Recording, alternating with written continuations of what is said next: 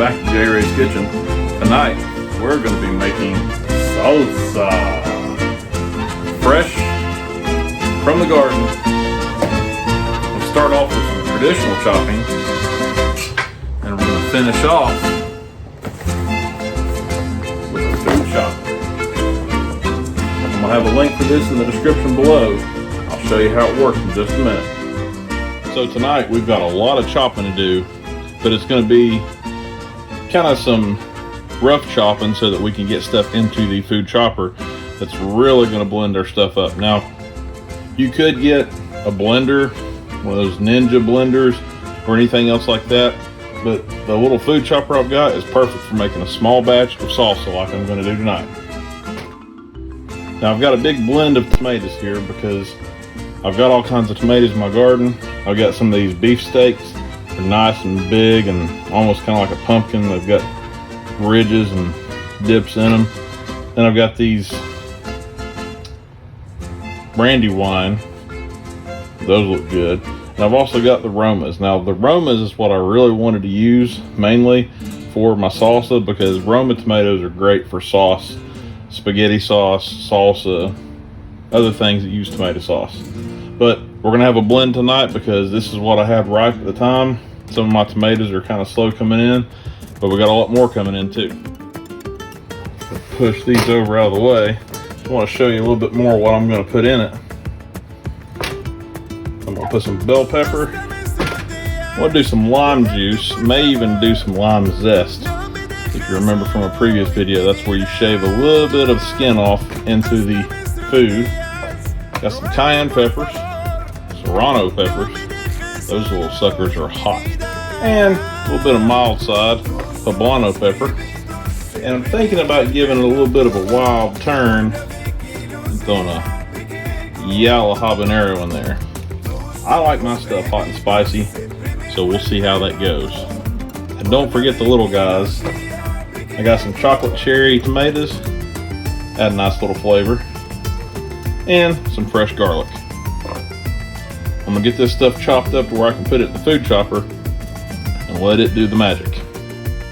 And just so my salsa isn't too watery, not only am I going to chop this stuff up, but I'm also going to try to get some of the water drained out of each tomato and remove as much of the seed as I can. And I don't want any government entities to think that I'm prepping and get put on a list, but I'd like to save some of the seed for next year so that I can have seed to grow stuff next year like a good gardener would do. So that means I'm going to have to chop, drain, and seed these tomatoes all with one chop. And you know how we do. Chop! Amazing. You can really see how meaty these tomatoes are.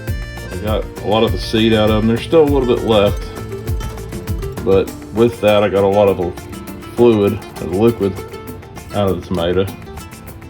So all you're left with is that good meat. And you can leave the liquid and the seeds in there if you want to. It doesn't make a difference, but this just makes it thicker and chunkier, which I like. Now I'm going to roughly chop a bell pepper and seed it too. Ready? Chop! Terrific. And slide down on over. Now I'm not going to take the seeds out of the hot peppers because sometimes the seeds are what makes the pepper even hotter, which I like. So let's get some peppers chopped up. And chop. Spicy. And time to chop the lime. Chop. Amazing, senor. And we can't forget the garlic. And cilantro. I tried to grow some, but it was a disaster.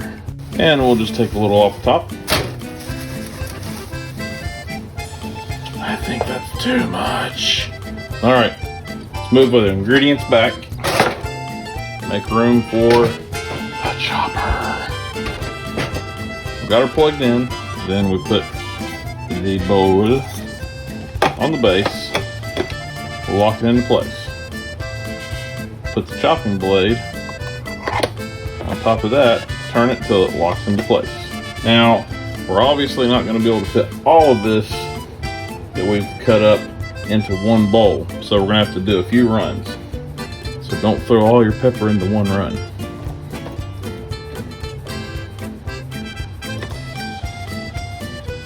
Put some tomatoes in.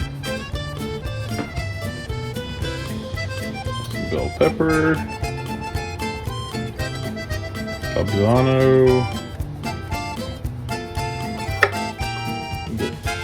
A little bit less garlic there. Put that in. Some habanero, serrano, cayenne, and we're going to go with some lime juice straight from the lime. Not like that. And a little bit of cilantro. Now this may be kind of loud, so make sure and do this when your neighbors are about to go to sleep. And ready, go.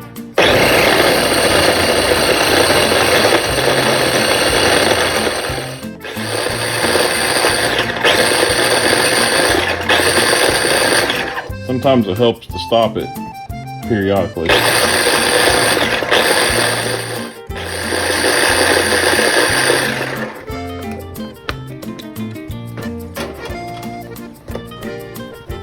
And look at that. Now, it might look a little bit light in color. That's because there's a lot of air bubbles inside of that. Some people will take and put this in a pot and cook it on the stove. The only problem with that is it starts to give it almost a pasta flavor or a cooked tomato flavor, which isn't exactly the best. I like to keep it fresh, like it's right out of the garden.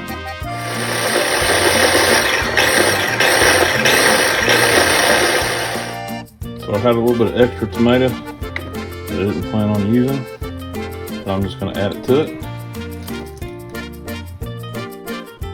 And there we go. We're not done yet. We need to add salt and sugar to this, and then we'll be done. Now, depending on how salty you like it, what your taste is, I would just add half a tablespoon of salt at a time. This is probably about, I'd say 3 to 3.5 cups of salsa.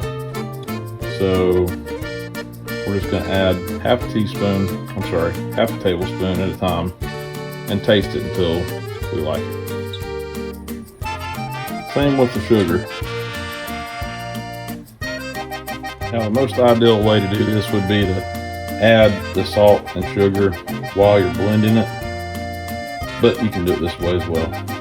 This is more satisfying.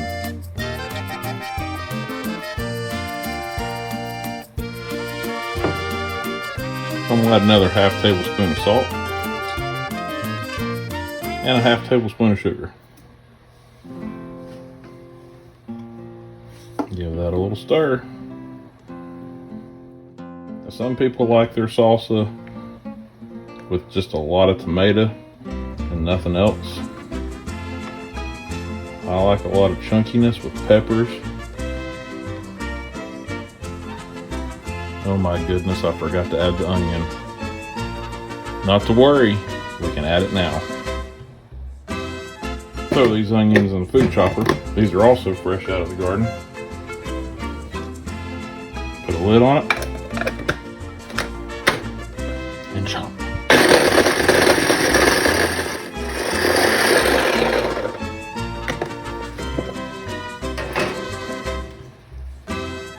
And voila, we'll add that to our mixture. No worries. Just stir it right in, and you won't even know that we almost forgot it. And some people may not like onion in their salsa. Maybe that's what I was planning on. Who knows? So I would estimate this is around 4 cups of salsa. 1 tablespoon of sugar, 1 tablespoon of salt. It's plenty enough to give it enough flavor. Everything else has enough flavor. It tastes great. Let's give it a try on a chip.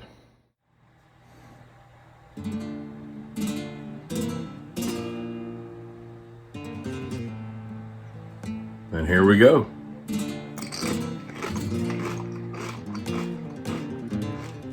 That's a good flavor. Chips and salsa is my weakness. I might sit here and eat this whole bowl.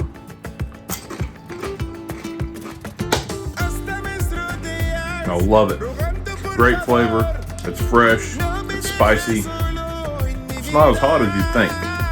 Some people might say it's too hot, but I love it. I'll put a list of all the ingredients and what you'll need. Just go to the description below. You'll find a link to the Amazon website where you can get one of these food choppers for yourself. They're super easy to use, easy to clean, and they make great salsa. We'll catch you later on Jerry's Kitchen.